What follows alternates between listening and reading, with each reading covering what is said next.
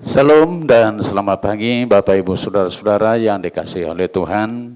Kita mau terlebih dahulu disapa oleh firman Tuhan sebelum kita mengawali pekerjaan kita sepanjang hari ini. Tapi sebelumnya marilah kita berdoa. Kami sangat berterima kasih Tuhan atas anugerah dan berkat-Mu yang melimpahi hidup kami. Kami bersuka cita pada pagi hari ini. Karena Tuhan masih memberikan kami nafas kehidupan. Dan kami sangat yakin. Sepanjang hari ini Tuhan akan ada bersama-sama kami. Menolong kami dalam tugas dan pekerjaan kami. Tapi sebelumnya Tuhan, kami mau diyakinkan oleh firman-Mu. Biarlah firman-Mu yang menghantar kehidupan kami untuk berhasil dan bersuka cita. Di dalam nama anak-Mu Yesus Kristus kami berdoa. Amin. Ayat harian kita hari ini Selasa 31 Januari 2023 diambil dari Yunus 2 ayat 6. Di dasar gunung-gunung aku tenggelam ke dasar bumi. Pintunya terpalang di belakangku untuk selama-lamanya. Ketika itulah Engkau naikkan nyawaku dari dalam liang kubur, ya Tuhan Allahku. Demikian firman Tuhan. Bapak, Ibu, saudara-saudara yang dikasihi oleh Tuhan, pasti kita tahu siapa itu Nabi Yunus. Dia adalah seorang nabi yang berusaha membangkang kepada perintah Tuhan. Dan dia adalah seorang nabi yang nekat. Dia diperintahkan Tuhan pergi ke Ninive, tetapi dia melarikan diri ke Tarsis, ke arah yang berlawanan menentang perintah Tuhan. Dia disuruh menyerukan pertobatan orang Ninive, tetapi dia malah pergi seleweran untuk tujuan yang tidak pasti ke kota Tarsis. Tuhan marah atas sikap dan pembangkangan Nabi Yunus ini. Lalu Tuhan mendatangkan bahaya dalam perjalanannya di laut. Kapal yang dia tumpangi hampir pecah dan hampir tenggelam diterpa angin ribut. Dengan sebuah undi, lalu dia dicampakkan ke dalam laut dan ditelan seekor ikan raksasa. Dalam perut ikan itu, dia tinggal selama 3 hari 3 malam. Sungguh sangat-sangat ajaib dan mengherankan. Dia bisa hidup dalam perut ikan selama 3 hari 3 malam.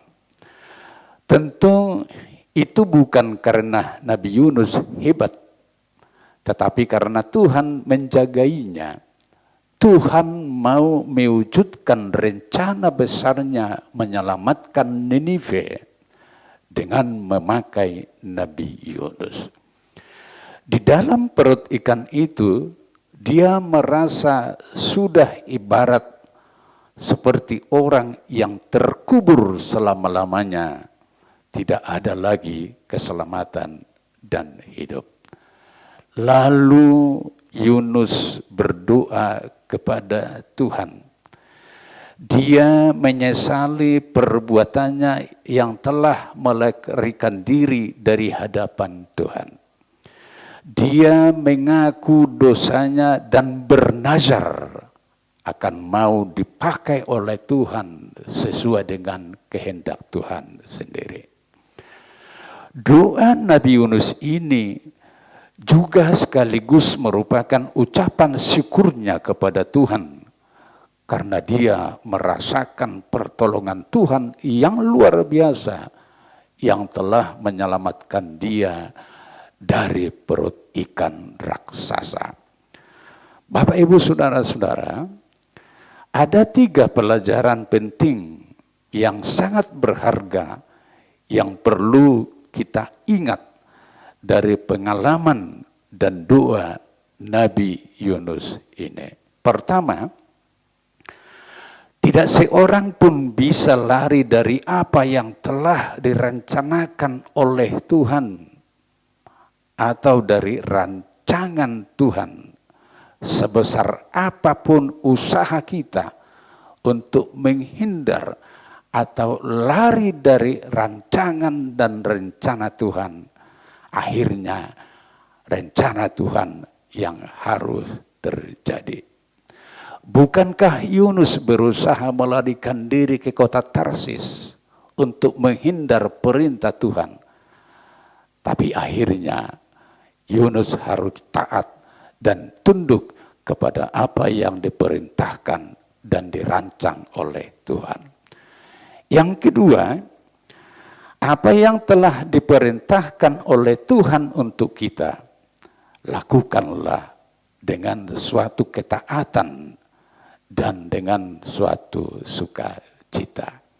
Dan yang ketiga, saudara-saudara, doa yang sungguh-sungguh pasti akan didengar dan dikabulkan oleh Tuhan.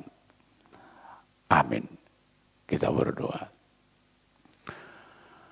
Kami bersyukur Tuhan dan berterima kasih atas segala anugerah dan berkat-Mu, atas sapaan firman-Mu pada pagi hari ini, yang mengingatkan kami melalui pengalaman hamba-Mu Nabi Yunus. Dikala Engkau memberi perintah, dia mau melarikan diri dari hadapan-Mu. Tetapi Tuhan adalah yang maha kuasa, sehingga Yunus harus taat kepada perintah dan rancangan Tuhan. Kami yakin Tuhan bahwa dalam hidup kami Tuhan punya rancangan dan rencana yang baik. Biarlah kami menjadi hamba-hamba yang setia kepada rancangan dan rencana Tuhan. Sehingga Tuhan akan memakai kami sesuai dengan kehendak-Mu. Sehingga kami berguna di hadapan Tuhan dan berkat terhadap sesama kami. Ajar kami Tuhan untuk setiap saat taat dan tunduk kepada perintah Tuhan. Biarlah pekerjaan kami sesuai dengan kehendak dan keinginan-Mu. Kami berdoa Tuhan untuk setiap orang yang kami kasihi dan yang mengasihi kami. Juga mereka Tuhan pakai untuk rencana dan rancangan-Mu. Kami juga berdoa Tuhan untuk setiap orang yang dalam penderitaan. Tuhan tolong dan Tuhan hiburkan mereka. Yang lemah Tuhan berikan kekuatan. Yang tidak punya apa-apa Tuhan berikan kehidupan. Yang sedang sakit Tuhan tolong, Tuhan berikan kesembuhan. Kami juga berdoa Tuhan untuk bangsa dan negara kami ini. Tuhanlah yang berkuasa. Pakailah para pemimpin kami di tengah-tengah bangsa dan negara kami ini menjadi hamba-hambamu yang dapat Tuhan pakai demi kesejahteraan dan kemakmuran masyarakat. Kami serahkan kehidupan kami sepanjang hari ini. Tapi ampuni kami dari dosa kami. Di dalam nama anak-Mu, Tuhan Yesus Kristus, Juru Selamat kami. Amin. Anugerah Tuhan kita Yesus Kristus, kasih setia Allah Bapa, dan persekutuan dengan Roh Kudus, itulah kiranya menguasai kamu.